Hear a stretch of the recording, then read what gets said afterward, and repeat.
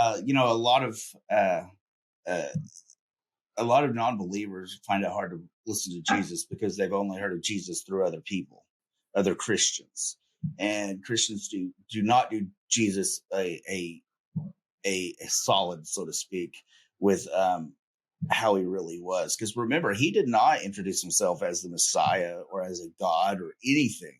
He introduced himself as a man. For several years, in fact, he'd tell people not to tell anybody when he healed them. And the things he taught were common truths. They were truth of life. Yeah. And he just brought it to his people, the Jews. They didn't know these because, the Pharisees were being all legalistic. They were just reading the word and saying, this is what the word says. Mm-hmm. Sounds kind of familiar to a lot of people today. They read the word and this is what the word says, and you're going to hell because of this, or you're lowering the bar of Christianity because of this. And, and a lot of people, even Christians, don't understand love, and that we are supposed to bring that love to people. I've made a couple of posts on YouTube, like videos that are kicking off. I've made one about the drag show with children, and I've made it very clear in it, which I've noticed that Christians, that when they talk about it, they almost seem like they're hating all gays. They'll talk about putting them down stuff, and I'm like, that's the wrong direction. And I was very clear. I'm like, listen, I don't have any problem with LGBT. I don't have any problem with drag shows. And in fact, even there are drag shows that aren't sexual. And I was like, that's fine. I may not like it, but it doesn't matter. You're not doing anything bad, as into to somebody else. You're not hurting a child because they just see a guy dressed like a girl. That's all they're seeing if you put it in a child's mind. But I mentioned about the sexualized drag shows. I'm like, that's lewd and indecent conduct in the presence of a minor. Yeah, like, that is illegal and immoral. And it's amazing how people that are on that side, they try to ignore everything I said because they're just trying to be right, which is a very common trait with people. People tend to want to be right. They follow the evidence to find out they're right. They don't follow the evidence, follow where it goes. And I believe in follow where it goes. I never try to be right. I just follow where it goes. But when they attack me, I never attack back. I always say, listen, I don't hate you. You're not going to get me to hate you. I don't hate gays. I don't hate LGBT. No. I don't even hate drag shows. I was like, that's not the point. I just hate what is being done with children. And no matter what you say to me or about me, it's not going to get me to hate you. And that alone, I've found, is they don't know what to say about it. A lot of people, even Christians, don't know what to say about it. They're like, wait, you're not, but they're doing this such evil thing. I was like, a sin is a sin. It doesn't matter. But that doesn't mean I have to hate them.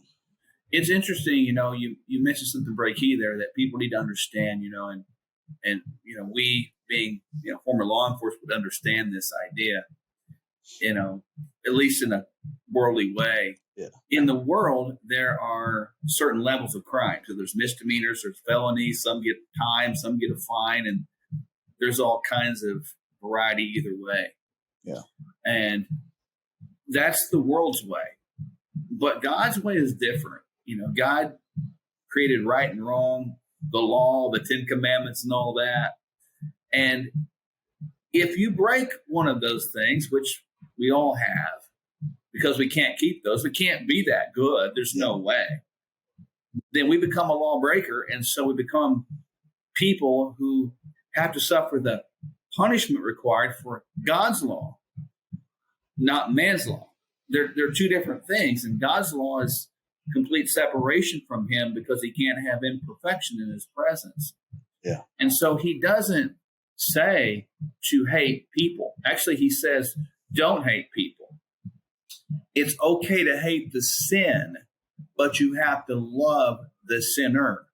And so we have to separate that from the thing, like people have asked me weird questions like, how would you like to sit down and have a meal with Yuval Noah Harari? Absolutely. I'll buy. Absolutely. I would absolutely do that because that gives me an opportunity to be in the face of someone who appears, by, all verbiage to be anti-Christ or anti-Jesus, anti-God, whatever.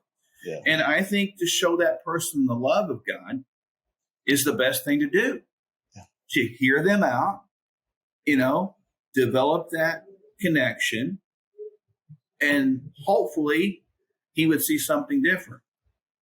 And I'm using that just as an example. That's it, just as an example. I'm not sure that'll ever happen, but just an example.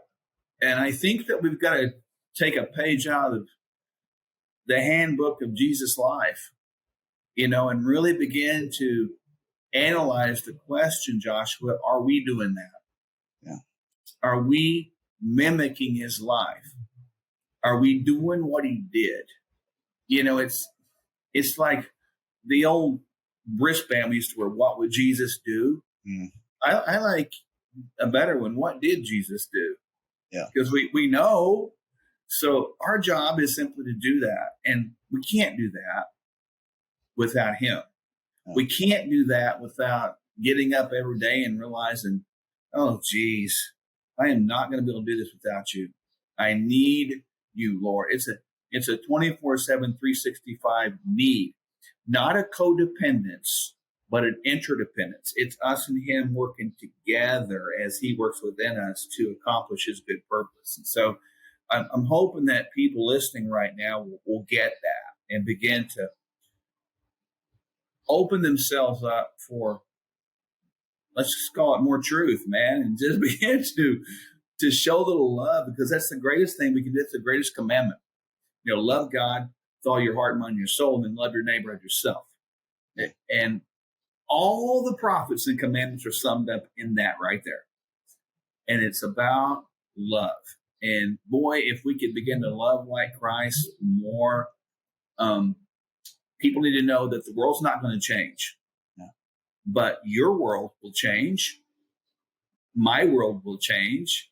Our world will change. And that's all we have control over.